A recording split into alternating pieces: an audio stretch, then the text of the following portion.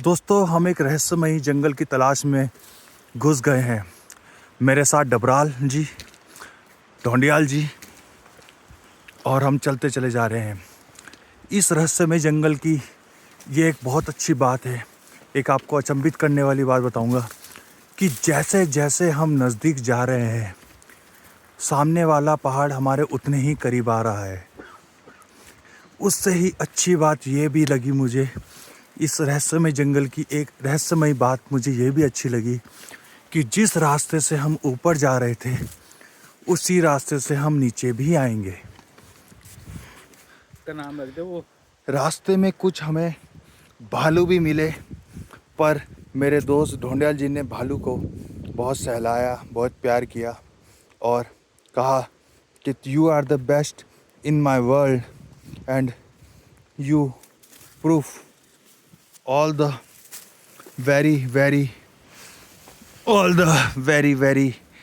World.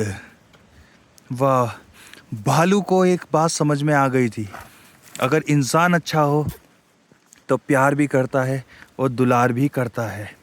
ये भालू जो भी है बहुत ही अच्छा है। तो आज हम इसी भालू की सहायता से इस रहस्यमय जंगल का पर्दाफाश करेंगे और देखेंगे कि कैसे भालू आगे बढ़ता है। भालू जैसे जैसे आगे बढ़ रहा था, वैसे वैसे मेरे दोस्त भी उसके पीछे पीछे आगे बढ़ रहे थे।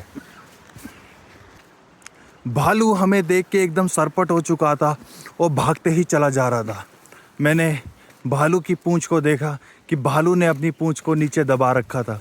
इसका मतलब रहस्यमय ताकतें, काली शक्तियाँ आगे हमारा सामना करने का इंतजार कर रही थी।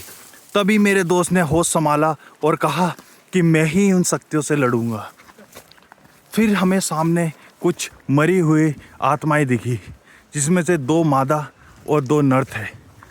हम आगे बढ़े, हमारा भालू सामने उन्हें सूंघ रहा था और कह रहा था ये तो इंसान है, चलो आगे चलें।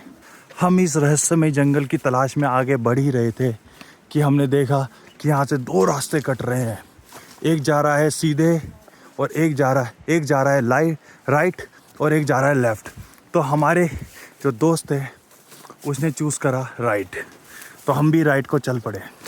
जैसा कि हम सबको पता ही है, ये देखिए किस प्रकार से उन रहस्यमय ताकतों द्वारा अपने लिए नहर बनाई गई थी। ये पानी वहाँ से निकल रहा है। मेरा दोस्त उसमें डुबकी लगाने की सोचे, पर उससे पहले ही उनका नाश हो जाए। हम आगे चलते रहे, फिर हमने देखा कि यहाँ पे पानी का बहाव और भी तेज़ हो चुका है, तो क्यों ना इसी में ही हमें डुबकी लगानी जाए।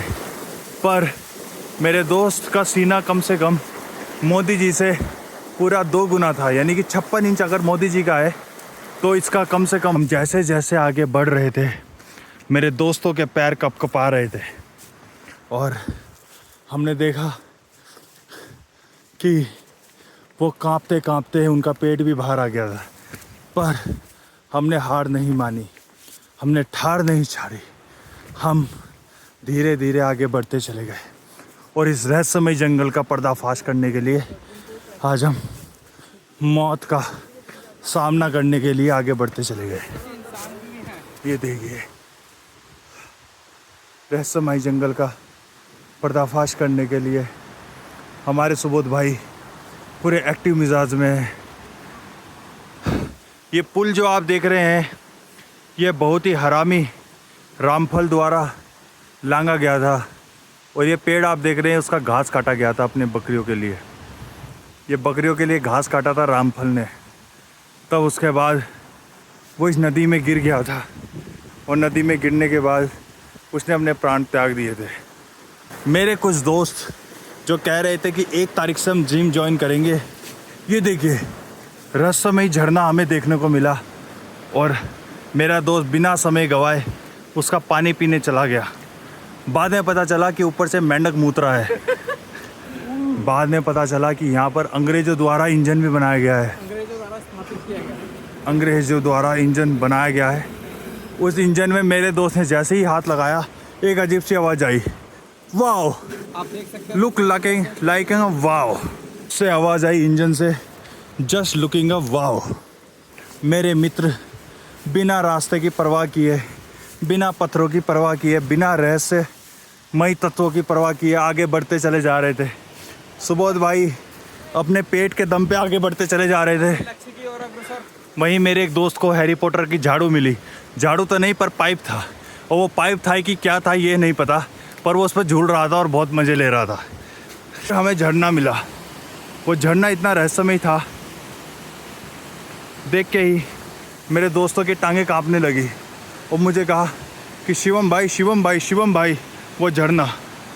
रास्ता इतना पथरीला था, इतना ख़तरनाक था कि मेरे दोस्त बिना समय गवाए अपने कांपते पैरों के द्वारा चलते चले गए थे।